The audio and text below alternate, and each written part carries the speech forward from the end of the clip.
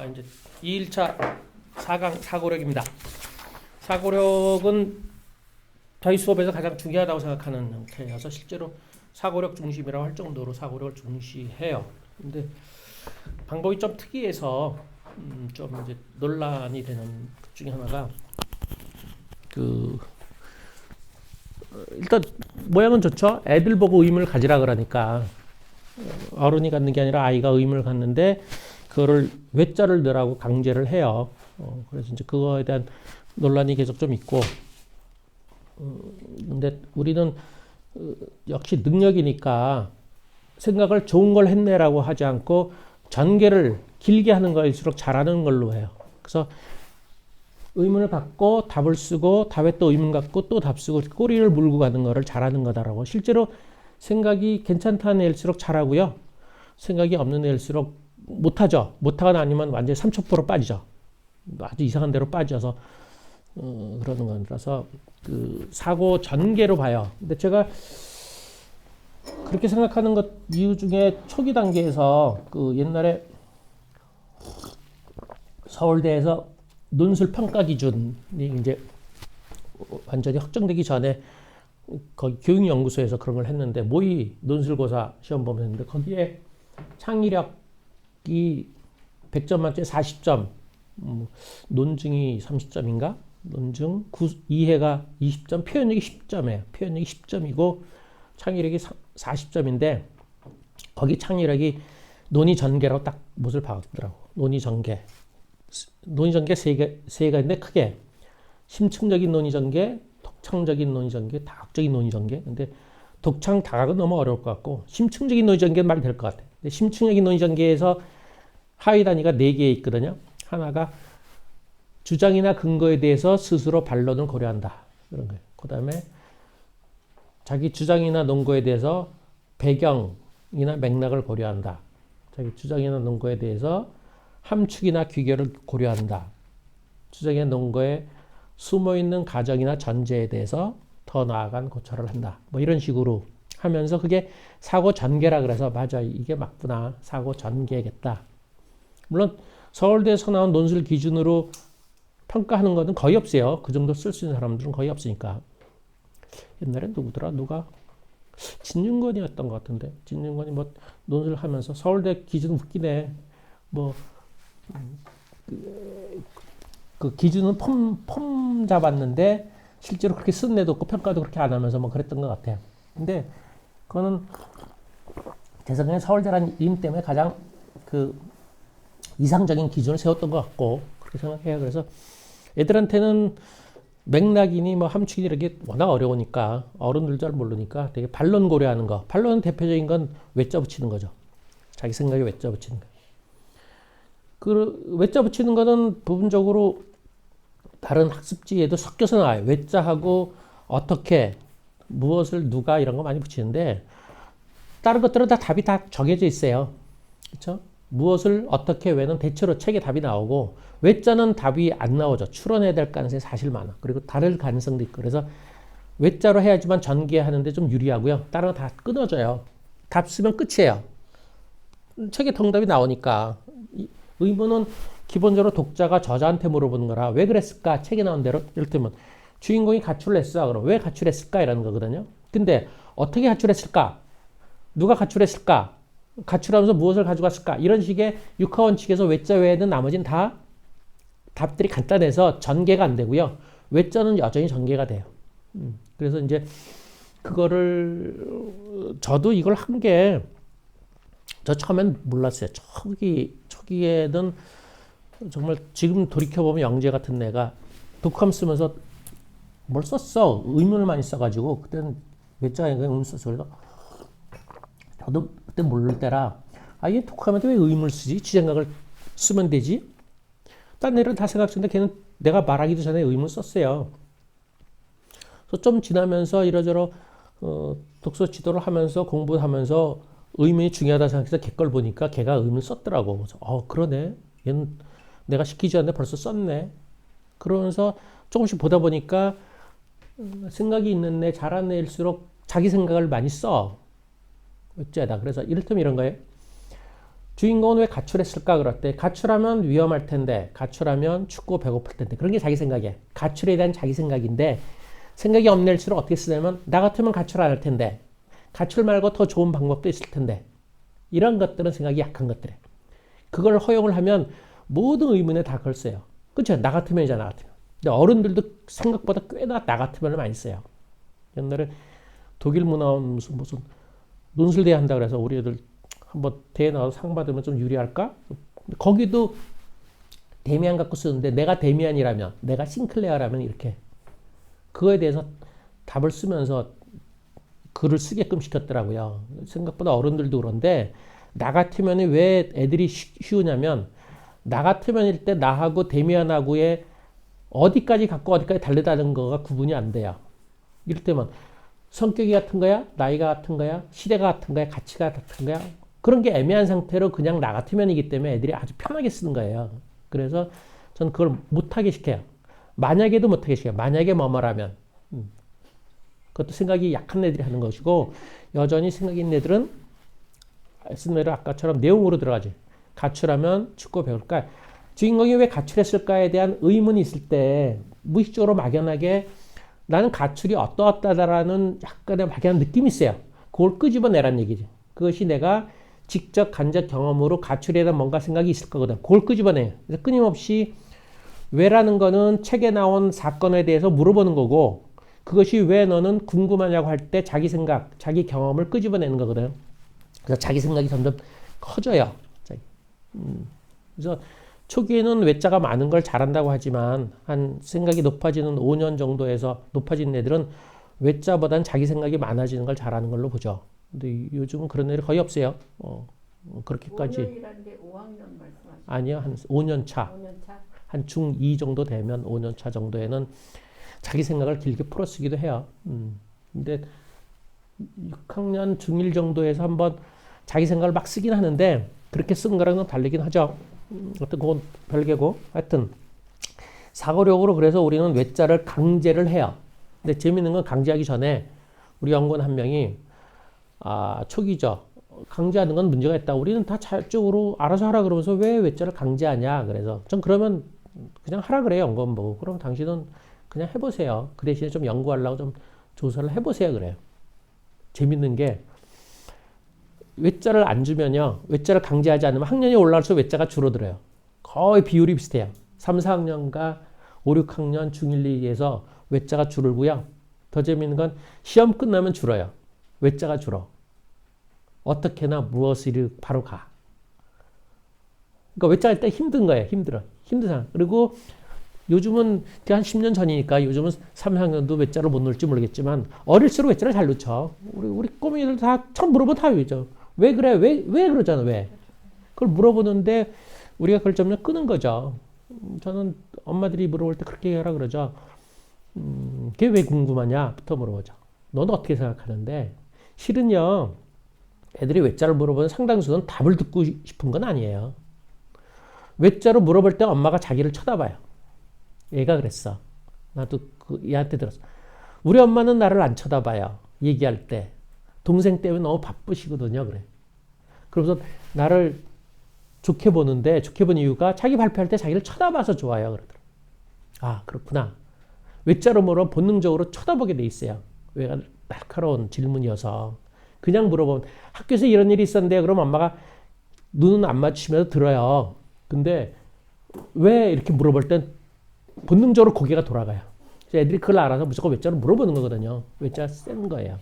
실제로 되게 좋은 건데 물론 소크라테스나 뭐 이런 사람처럼 전 사고력에서 그쪽 비판하는데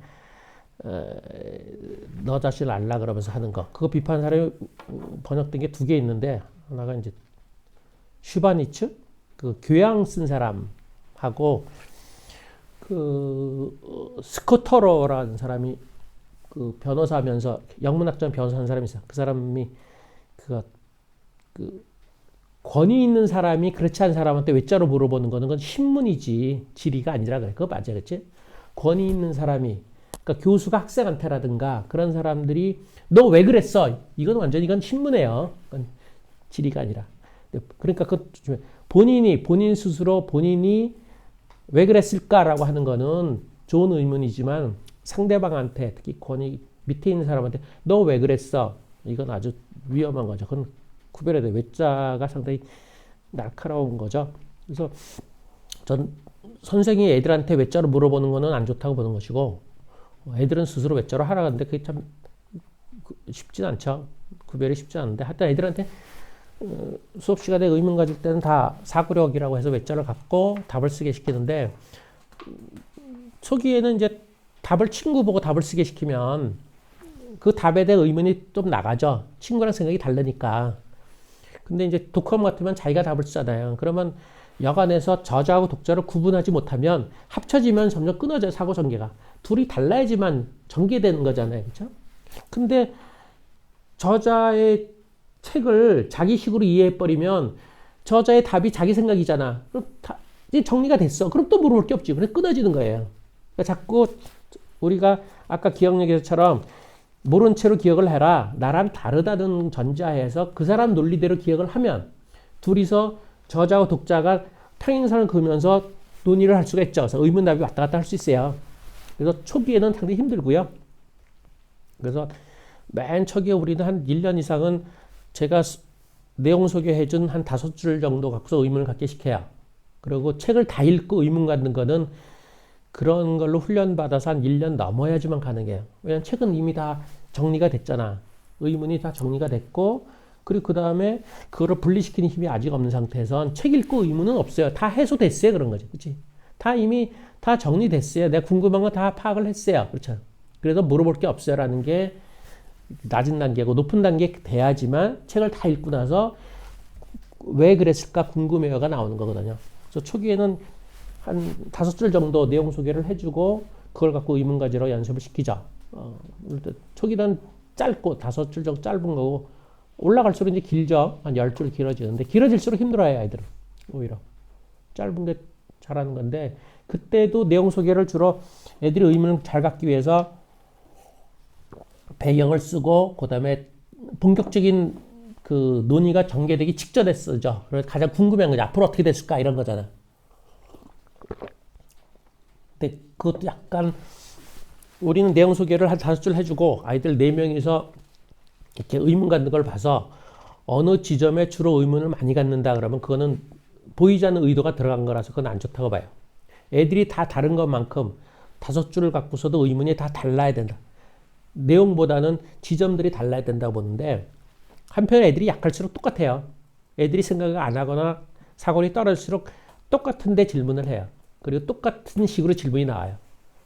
정말 높아져야지만 다르게 나오고 높은 애가 다르게 나와요. 그런 걸로도 많이 드러나죠. 그래서 내용 소개를 하는데 이를테면 이런 거예요.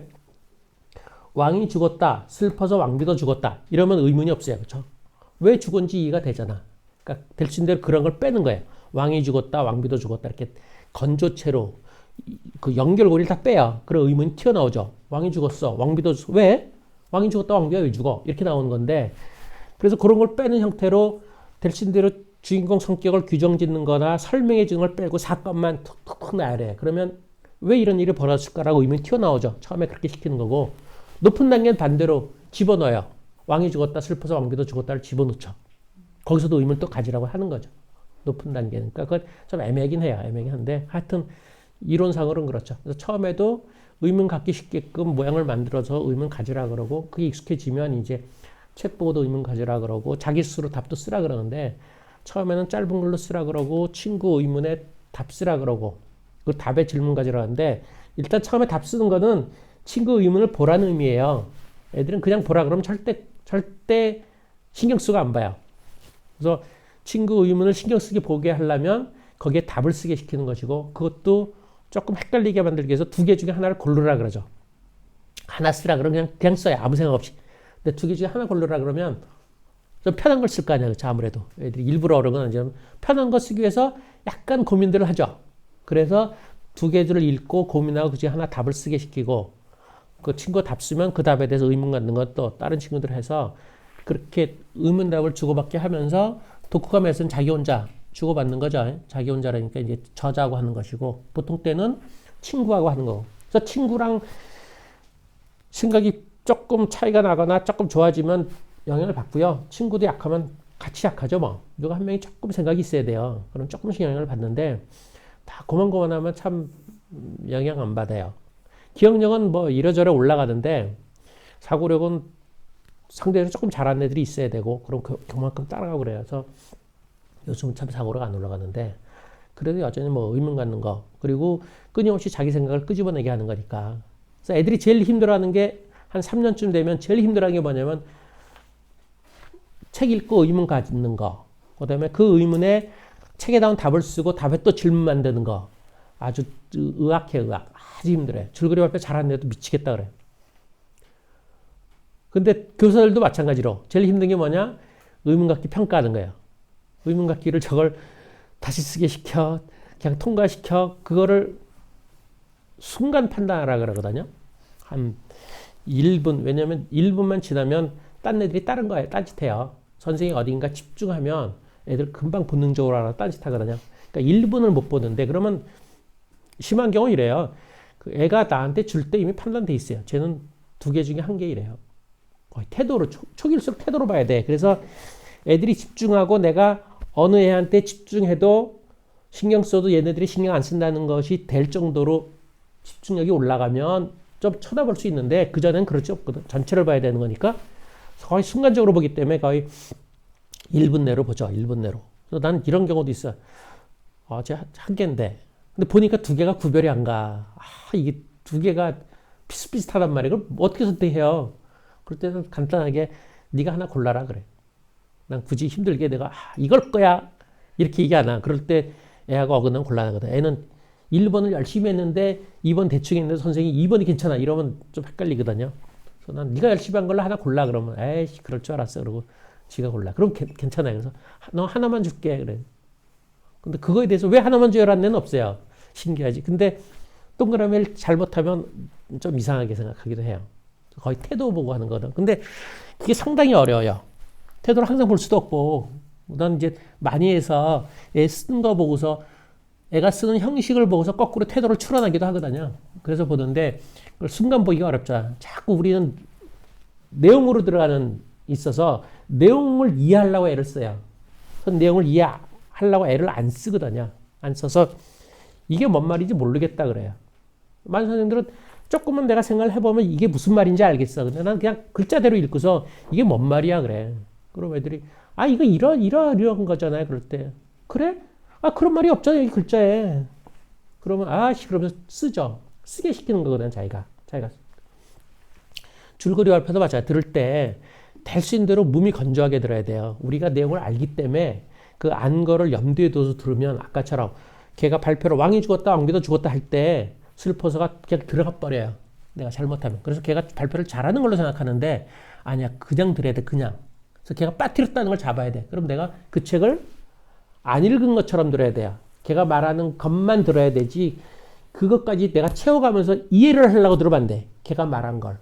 그렇게 들어가 버리면 그걸 놓쳐요. 그거는 줄거리 발표나 의문문학도 다 마찬가지야. 걔가 이래서 그랬구나라고 추론하면서 나 이해하면서 들어가 버리면 내가 빠진 거를 내가 채우는 거라서 걔가 모르는 것이고 난 그냥 뻣뻣하게 들어요. 모르겠다. 그게 뭔 소리냐 그래 뭔 소리냐. 이거 이런 얘기잖아요. 그럴 때 몰라 난 이거 네 글자 보니까 그런 말 없는데 뭐. 그러니까 그런 식으로 하는데 그게 순간적으로 보면서 그런 거 하는 것이고 보통 선생들이나 익숙하지 않은 사람들은 이제 내용을 자꾸 보고 자꾸 이해를 하려고 애를 써서 얘가 이런 질문하거나 이렇게 발표할 때 그걸 이해하려고 해서 애가 내용을 아는 걸로 자꾸 들어가는 거죠. 저는 그냥 모른다고 생각해요. 얘가 말 안 했으면 모르는 거다. 그래서 그 선생도 의문 갖는 거 물론 줄거리 발표도 들으면서 제가 어떻게 책을 읽을지 추론하는 것도 대단히 어렵게 돼요. 실수도 많이 하고 그러죠. 잘못 판단하기도 많이 하는데 의문 갖기는 그 순간순간 힘들어요. 왜냐면 당장 뭘 해야 되거든요. 줄거리 발표는 뭐 잘하건 못하건 10분 15분 했으면 했다고 치는 거 넘어가는 건데 의문은 동그라미 치거나 그 갈배기 치거나 해서 너 다시 써봐 좀 고쳐봐 통과 이런 얘기를 해줘야 되거든요. 애들은 그거 엄청나게 따지거든요. 통과하면 아싸 좋아하고 다시 쓰라 그러면 열받고 뭐 뭘 고치라 그러면 뭘 고치라는 건지 뭐 그걸 그 힘겨루기처럼 싸워가면서 그걸 시키는 거거든요. 다시 써봐. 이럴 때 뭘 다시 써요? 뭔 말인지 모르겠어요. 다 선생이 지시한 거를 하기 싫으니까 선생이 뭘 시키는지 난 모르겠어요. 부터 시작해서 난 열심히 했는데 왜 다시 쓰라 이런 식의 제스처면 나도 또 네가 말한 거가 뭔 말인지 모르겠다. 이게 뭐냐. 글자를 못 읽겠다부터 시작해서 뭐 그러면서 하는데 그러면서 이제 걔 말고 딴 애들도 쳐다봐야 되는 거니까. 그래서 제일 선생님 힘들어하는 게 의문각기 이런 거긴 해요. 그런 것만큼 우리가 의문각기를 가장 강조를 하죠. 그래서 기본이 그게 똑같아요. 의문 가진 그 내용의 질이 아니라 형식이에요. 형식 일단 형식. 그리고 그것이 전개 형태여야 돼. 전개가 더 중요해. 지금 어쩌다 좋은 생각을 가질 수 있어요. 아까 말한. 근데 문제는 그게 반복될 수가 없어요. 근데 어떤 느낌적으로 나타난 좋은 생각은 걔가 어떤 그거 관련된 어떤 좋은 경험 때문에 그랬을 가능성이 많고요. 그렇지 않은 경험에서 그게 나올 수가 없잖아요. 그리고 저는 처음부터 좋은 거 나오는 건 아니라고 뭐 사고 전개하면서 조금 좋은 쪽으로 가기를 바래. 그거 상당히 어려운데 쉽진 않은데 그래도 이상적으로는 내가 처음에는 평범한 질문이지만 의문 다 가져보다가 점점 깊이 있는 쪽으로 가는 거 그게 물론 어렵죠. 그래도 그게 가장 이상적으로 보지 처음부터 툭 튀어나온 형태로 좋은 의문 갖는 거는 걔가 다른 경우에도 그렇게 할 가능성이 적으니까 가면서 본다. 약간의 느낌으로 한 고등학생쯤 되면 아까 말한 그런 성향들이 있어요. 누구는 주로 맥락을 보는 애가 좀 있고 맥락을 보는 그때 뛰어다니는 애도 아니었는데 그러니까 당신도 살아를 보면서 애가 왕따를 당하는데도 부모가 약간 무방비 상태, 무관심은 아니지만 걱정만 하지 어떻게 할 생각을 안 하는데 우리나라 엄마 같으면 그 말도 안 되거든요. 애가 왕따 당해서 애가 중학교 때 자살까지 하려고 그랬는데 허이 엄마가 어찌할 줄을 모르고 학교 선생이 전학을 못 가게 하는 거를 그냥 알았다고 엄마가 받으니까 우리나라 애들은 도저히 이해가 안 가는 거거든요. 한 6학년부터 읽는데 그럴 때 어떤 애는 일본이랑 우리랑 다른 차이 때문에 그런 것 같다. 이런 애들이 이제 맥락을 보는 애들이죠. 그런 약간의 그런 어떤 성향들이 좀 나타나요. 아까 말한 그걸 다 보는 게 아니라 그런 성향. 누구는 맥락을 보고 누구는 이제 뭐 숨어 있는 전제를 보고 그런 게 좀 어렵긴 한데 그런 건 높은 데 나서 보통의 경우는 다 그냥 사고 전개예요. 의문 갖고 답쓰고 의문 갖고 답쓰고 꼬리를 무는 건데 그것이 그 얘기 같을 때가 많은 경우 형식적으로 하니까 애들이 형식적으로 하죠. 조금 내용을 집어넣는 경우는 정말 고민했을 때 드물고 그래서 걱정인데 아주 제일 멋있는 경우는 이런 데는 봤어요. 집이 파주여서 오는데 2시간 넘어 걸리니까 엄마가 한 달에 한 번만 오겠다 그랬어. 그래서 그러시라고 그래서 그 대신에 2권이 정해지면 2권을 읽고서 한 권만 한쪽 정도를 써서 나한테 보내라 그러니까 꼬박꼬박 보냈는데 엄마가 옆에서 닥달을 했는가 봐. 그래서 하여튼 한 권 보내면 이제 한 달에 4권 있잖아요. 일주일에 한 편씩 2권 읽고 그 중에 하나를 한쪽으로 쓰니까 자기 생각을 쓰니까 그럼 내가 4편을 보고서 그 중에 한 편을 걔한테 골라줘. 이 책을 갖고서 더 쓰라 그래. 그럼 걔는 한 달에 한 번 올 때 2시간 동안 그거만 더 쓰는 걸로 해요. 그렇게 해서 중학교 3년을 보냈어. 근데 걔가 원래 똘똘하던가 보지 뭐 워낙 똘똘한지. 집에서는 공부도 안 할래가 공부를 열심히 하겠다 그러다 놀랬대. 그래 고등학교 가니까 좋은 데 가겠다 그러더니 정시로 서울대 갔어요. 경제학과 것도. 그 1학년 초등 1학년 때 괴물 같은 애여서 엄마는 제가 사람이 될까 그랬어. 읽어주길 하는데 3년이 걸렸대. 옆에 앉는데 계속 읽어줬대. 근데 그러면 읽어주는 것 자체를 좋아해요. 본인 책도 어른 책도 읽어서 무슨 말을 모르면 그냥 읽어서 녹음을 해요. 그리고 한 번 더 들어요. 읽는 걸 좋아해. 그러긴 한데 3년이 걸려도 그냥 냅두고 태권도 하고 뭐 이럴 때 냅둘 때 3년쯤 지나니까 옆에 와서 이제 뭐 그림 그리고 딴짓하고 이러는데 어느 정도 특이한 애냐면 걔는 필기로 수집하는 게 취미예요. 필기류. 필기구. 초등 6학년 때인가 부모가 인정해줬대. 도저히 이해가 안 가잖아. 그러면 방학 때 자기 침대에다 필기구를 쫙 내려놓고 자기는 밑바닥에 잔대. 그 뭐가 그냥 흐뭇해하는 거야. 그리고 어딘가 멀리 가면 거기에 가장 이상한 문구점 같은 데 가서 저 구석지대 옛날 볼펜 같은 이런 거를 사는 거예요. 정말 웃기네. 그것도 어른도 아니고 초등생이 아주 이상한 놈인데 책을 이렇게 읽어주고 아주 엄청 달라진 거죠. 그런 경우인데 하여튼 꾸준히 해야 돼요. 시간은 작아도 꾸준히 하고 근데 걔는 작은 시간이고 그래서 그런지 좀 열심히 했죠. 그 순간순간. 걔가 멜마다 왔으면 아마 그렇게 열심히 안 했겠죠. 근데 걔는 엄마가 지지해 준 것 때문에 그랬나? 하여튼 열심히 썼고 여기 와서 2시간 정도 한 달에 한 번에 2시간 만에 열심히 썼고 그래가지고 참 좋은 경우였는데 그러니까 하여튼 거기는 이제 의문 이런 게 아니라 걔가 좀 엉뚱한 애라 엉뚱한 애는 약간의 사고력이 좀 있어요. 약간 그 MBTI로 말하면 직관형 같은 애들은 그런 애들은 그냥 자꾸 쓰게 시키는 게 제일 좋고요. 현실적인 애들은 약간 그런 틀 정도 만들어줘야 돼. 외적으로 틀 만들어줘야 되는 형태여서 가요. 질문 받을까요? 이쪽 스카이프 팀 질문 해보세요. 얘기 안 하신 분.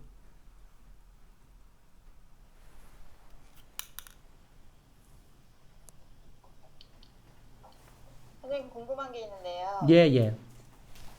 저희 아이는 뭔가 이렇게 학습지 같은 거 할 때 뭔가 상상을 하는 질문이 나오면 그건 말이 안 돼라고 이렇게 딱 질문을 끊어버려요. 예. 예를 들어서 빗방울이 색깔이 있어. 그런 색깔이 있는 빗방울이 내리면 어떻게 될까 이런 질문을 하면 그건 말이 안 돼. 여기서 끊어보니까 더 이상 대화가 되질 않는 거예요. 예. 그런 아이는 어떻게 지도를 하는 게 좋을까요? 그 학습지다 이런 것들은 맥락이 작아요.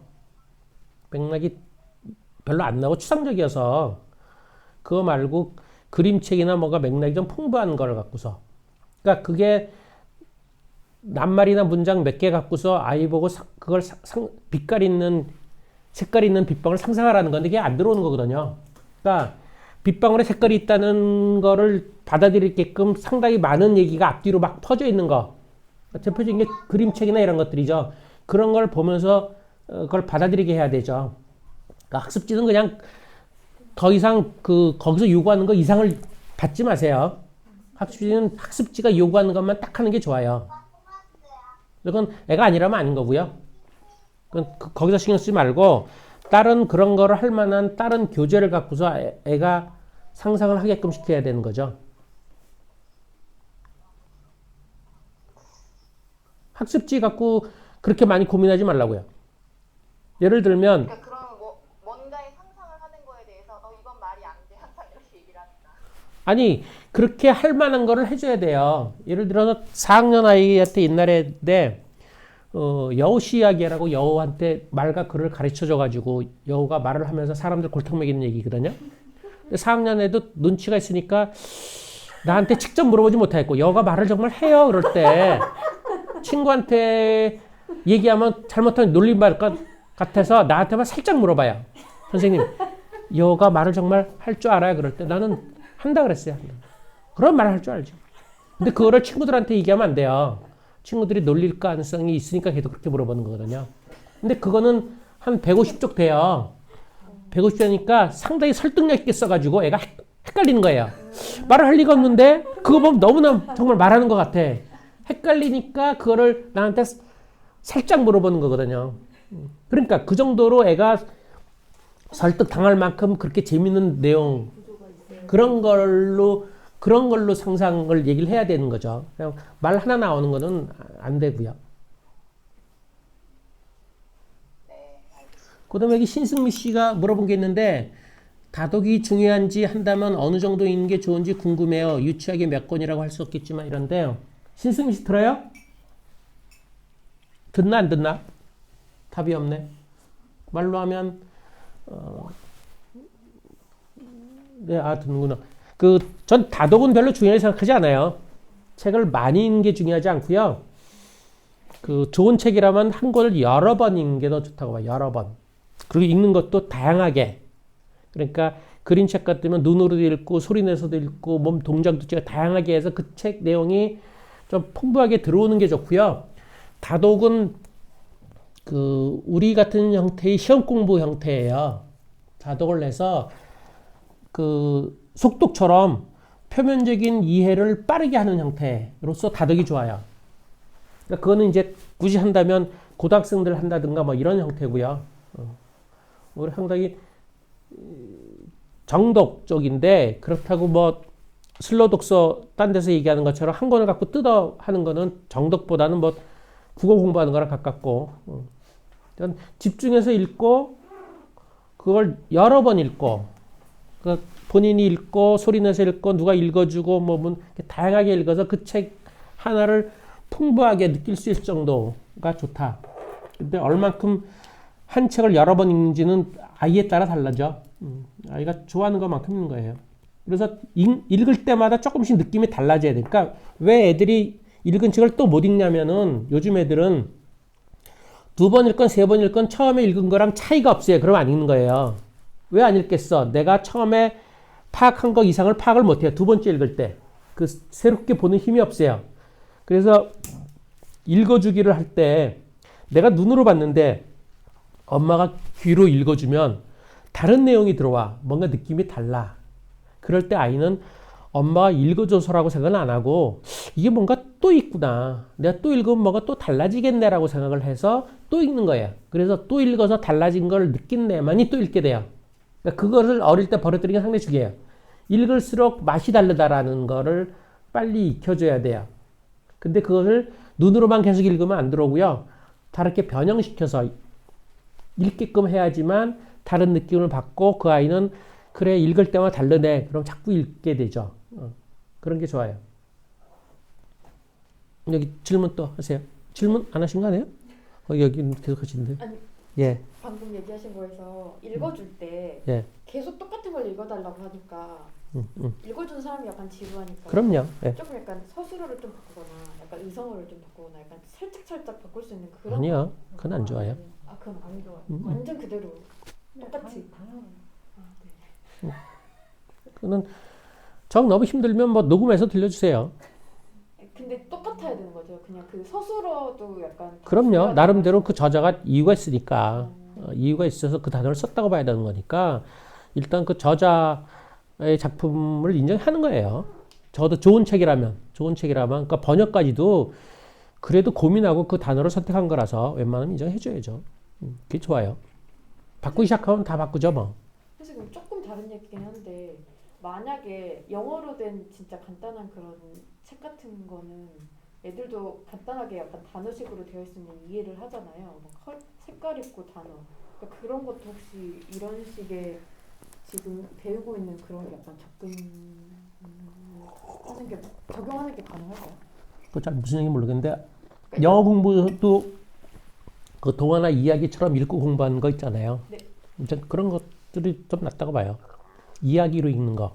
이야기를. 근데 그 이야기가 단어가 그렇죠. 단어는 안 좋고요. 네. 하나의 이야기에 있는 걸 읽어야 되고 그 속에서 단어를 외워야 되는데 그 이야기 자체가 원래 있는 이야기가 아니라 공부용으로 만든 이야기는 별로 좋지 않아요.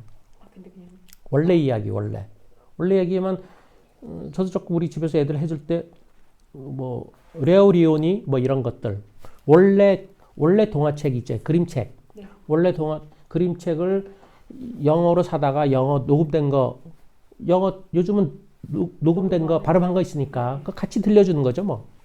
초기엔 그렇게 하는 게 낫고 그거를 그 무슨 뭔가를 가르치기 위해서 따로 이야기를 만드는 거 우리로 말하는 동화 같은 거 그 감성 동화 그래서 배려라는 주제로 이야기를 만들어야 하는 그런 되게 안 좋아요. 내용 자체가 안 좋은 거죠. 네. 지금 초등학교 3학년생인데요. 예. 아까 이제 구연동화랑 구연동화 읽어주듯이 이제 해주는 거랑 그 다음에 그냥 감정을 넣지 않고 읽어주는 방법이 있다고 말씀을 하셨잖아요. 근데 이제 지금 이제 좀 약간 긴 책을 읽어주고 있는데 거기에 제가 그 약간 대화체가 있으면은 거기에 이제 그 주인공이나 거기에 그 이제 등장하는 인물에 따라서 약간 목소리를 이제 구연동화처럼 이제 읽어주고 있었거든요. 근데 그게 별로 아까 좋지 않다고 좀 방향성이 좀 다르다고 얘기하셔갖고. 아, 그러니까. 그러니까 그 아이 일반적으로는 그렇고요. 네. 그 수준에 따라서 아이가 너무나 책의 재미를 못 느낀다 그러면 그렇게나 재밌게 끌어야죠. 애가 수준이 높다 그러면 굳이 그럴 필요 없고요. 그러니까 그거는 아이 수준과 지금 내가 읽어줄 때의 목표에 따라서 조금씩 바뀔 수는 있는 거죠. 수준이 있고 그다음에 읽기 쪽으로만 들어간다면 굳이 그럴 필요 없고 근데 아이가 자꾸 집중을 못 한다거나 그런다면 감정을 훨씬 더 집중으로 들어오거든요. 이건 조금 변형시켜야 되는 거죠. 질문 하나 좀 더 받을 수 있을 것 같은데요. 뭐 선생님, 예, 저희 5세 아이가 예, 딱 한 권이긴 한데 까만 크레파스라는 책을 되게 좋아해서 예, 지문이랑 대화 그 내용을 이제 제가 한 줄 읽으면 그 아이가 한 줄을 자기가 그냥 스스로 이야기하는 정도의 수준이거든요. 예. 네, 그 정도 수준이 그러니까 여러 권의 책을 그 정도 수준이 될 정도로 기억하고 있는 게 제일 좋은 뭐라 해야 되지? 그 정도 수준이 될 때까지 책을 계속 반복해서 읽어주면 될까요? 아, 읽어주는 건 끝이 없어요. 고등학생도 읽어주면 좋아요. 읽어주는 건 별개 문제예요. 읽어주면 자기가 눈으로 읽는 것보다 훨씬 더 잘 들어와요. 어른들도 마찬가지고요. 그러니까 읽어줄 수 있으면 계속 읽어주는 거예요. 저학년은 계속 읽어주고요. 그 다음에 초등 고학년 될 때 뭘 읽어주면 좋냐면 본인이 3년에서 5년 후에 읽을 만한 책 읽어주면 되게 좋아해요. 눈으로 못 보는데 귀로 들으면 재밌는 거는 따라오거든요. 그러니까 애가 한 단계를 자꾸 안 올라가려는 애들 아니면 어떤 특정 책만 판타지나 특정 책만 보는 애들은 다른 책을 부모가 읽으라고 권한 책을 안 읽으려고 그러니까 그걸 읽어주는 거죠. 그 학년이건 높은 단계건 아이가 너무 한쪽으로 치우쳤다거나 그럴 때 그냥 너 그것만 읽지 말고 판타지만 읽지 말고 이 생활 동안 읽어봐 이럴 때 그냥 권한 게 읽어주는 거예요. 읽어주는 거. 그다음 중학교다 이쪽 넘어가면 읽어주기로 제일 좋아하는 게 그 교과서예요. 시험 공부할 때 교과서 사회 교과서나 국어 교과서를 녹음해 주고서 애 보고 들으라 그러면 한 5번쯤 들어요. 그거 안 하면 애들이 본문을 거의 다 안 봐요. 그리고 또 좋은 건 애들이 우리는 독후감을 한 번 쓰지 않고 여러 번 쓰는데 한 권 갖고 이어쓰게 시키는데 한 4차례. 근데 자기가 독후감을 한 번 쓸 때 애들이 다 썼다고 생각하거든요. 내가 한 90분 정도 쓰게 시키니까 내가 책에 나온 걸 다 썼어. 더 이상 쓸 게 없어. 그럴 때 부모가 그 책을 읽어주면 쓸 게 더 나오거든요. 그럼 확 경험을 느껴요. 아, 여전히 또 있네. 그런 거거든요. 그러니까 그런 식으로 부분 활용해가지고 거의 읽어줄 수만 있으면 다 읽어주는 거예요. 저는 그래서 어른들한테 읽어주기 모임을 한때 많이 했었는데 지금도 강독이라고 하는데 저쪽 구로시민센터 가서 장길산 읽어줬어 1편. 그 엄마들한테. 그래서 뭐 그 사람은 내가 읽어주니까 미안해가지고 좀 돌아가면 읽읍시다 그래서 아니 내가 도움을 받기도 했으니까 내가 당신들한테 읽어주니까 당신들은 딴 데 가서 읽어주셔. 내가 쭉 읽어주겠다. 그래서 30분 읽어주고 나도 힘드니까 그 중간 30분 분량은 녹음해가요. 미리 녹음해가고. 그래서 30분 녹음 틀고 또 내가 읽어주고 하는데 어른들도 좋아요. 근데 뭐가 다르냐면 어른들은 그렇게 들으면 책 없이 그냥 듣는 거잖아요. 이렇게 재미를 느끼고. 그러면 한 3개월 전후에서 졸아요. 한두 명이. 그게 이제 부딪히는 거야. 내가 눈으로 읽을 때나 따져서 들을 때랑 다른 식의 영향이 오면서 조금 약간 충돌하면서 좀 조는 걸로 나타나는데 그걸 그렇게 부끄러워하고 미안해해서 자꾸 빠져요. 근데 그거만 하면 내가 눈으로 약간 분석하듯이 읽을 때랑 다른 느낌을 받으면서 그 느낌으로 돌아서 이렇게 전체가 이렇게 그림이 이렇게 싹 그려져서 조금 재밌어 하는 사람들은 나 어제 설거지할 때 갑자기 어떤 장면이 떠올랐어 이런 얘기를 해요. 그런 게 상당히 좋은 거예요. 실제로 어른들도 내가 읽어주고 한살림에도 읽어줬구나. 한살림 읽어주고서 그때는 그것도 황석인가 보다. 그 손님인가? 그 읽어줬는데 한 100쪽 정도 읽은 다음에 한 며칠 지나서 가장 기억에 잘 남는 장면들을 각자 얘기해보자 그러는데 다 다른 얘기를 하더라. 그래서 야 신기하긴 하네 정말. 다 다른 얘기를 가장 선명하다 기억하는데 그 자기 경험하고 연결되니까 그렇겠죠. 그 장면들 얘기해. 그런 것들 얘기하면 좋거든요. 그러니까 어른들도 읽어주는 모임 상당히 좋아요. 서로 읽어주거나 누가 읽어주거나. 그러니까 어른도 좋은데 다른 느낌이에요. 눈으로 보는 거랑. 아이들은 당연히 좋아요. 그러니까 힘들어서 그렇지 읽어줄 수만 읽어주고요. 그래서 너무 힘드니까 우리는 녹음한 거를 들려주죠, 되게. 녹음한 걸 이렇게 확보해가지고 들려주고 하는데 많이 해주는 게 좋아요. 언제까지가 없어요. 또 질문 가보세요. 여기 뭐 제 시간 딱 끝나라 그랬나? 16분, 18분. 내가 있는 걸 녹음했다가 나중에 다시 들어보면 괜찮겠네요. 맨날 책을 읽다 보면은 앞에 내용이 기억이 안 나는 거예요. 뭐, 그래서 다시 앞으로 가고 막 이러는 경우가 있는데 읽는 동시에 녹음하고 나중에 그래 되는데 앞으로 가지 마세요. 앞으로 가지 말고요. 그럴 때는 어른들이 책 읽을 때 가장 큰 게 뭐냐면 이런 거예요. 대학생들에 강의할 때, 대학생들 이제 상지대에서 수업할 때 사회학이긴 해도 이제 독서처럼 하면서 그러는 거니까 야 너희들은 어려운 책과 쉬운 책을 어떻게 다르게 읽느냐 물어보면 멍찌지 벙쪄 그렇지. 한 번도 생각해 본 적이 없다는 거지. 그래 지금 그렇지. 야 지금도 생각해봐. 아 당연히 책이 다르면 그렇지. 책이 다르면 뭐 읽는 것도 달라야 될 거 아니야. 어떻게 읽어 그럼 많은 내가 천천히 읽어밖에 못하죠. 천천히 읽어요. 천천히 읽다고 되나 더 안 되지. 제가 정답처럼 얘기하는 건 목표를 낮추는 거야.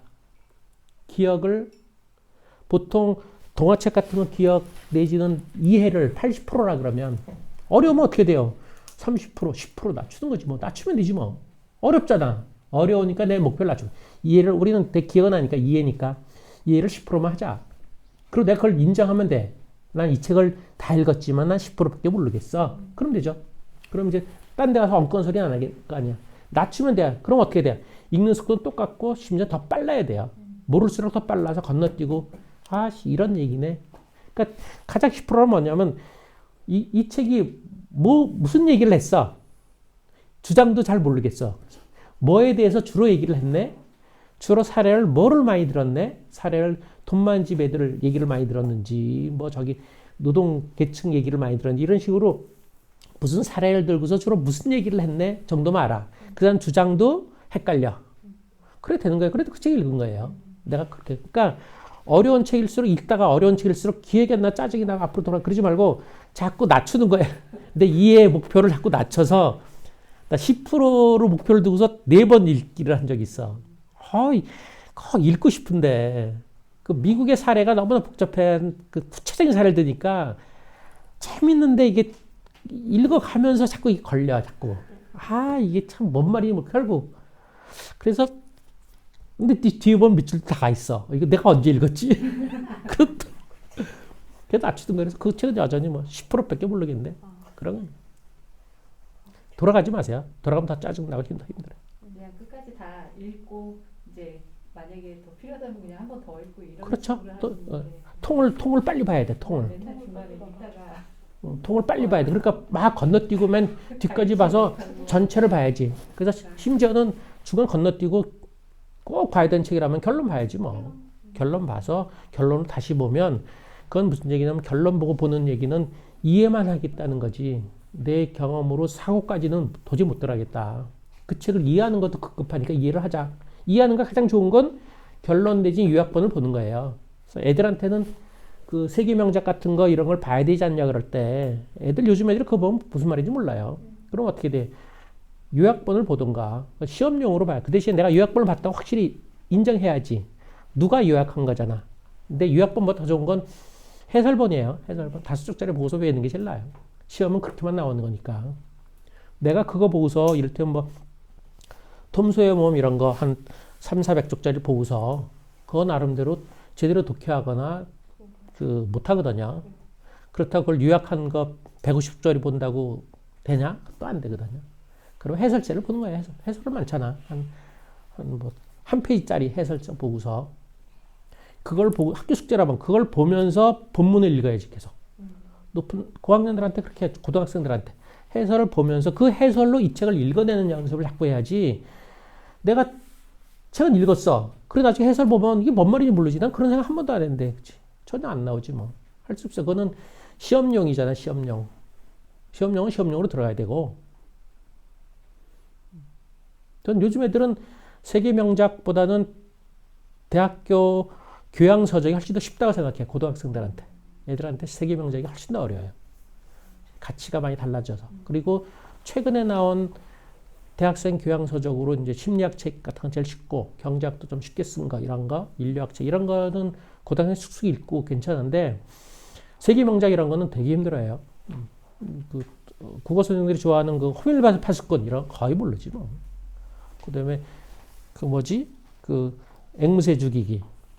최근에 앵무새 죽이기가 그 원판이 나왔다 그래서 그 전에 쓴 게 나왔다 그래서 그게 무슨 파수꾼인가 그런데 그거 또 그래도 웬만큼 하네. 그 2짜리한테 그거 2개 읽히고 비교하라 그랬더니 전혀 엉뚱해가지고 아씨 말을 못하겠다 그래서 됐어 그냥.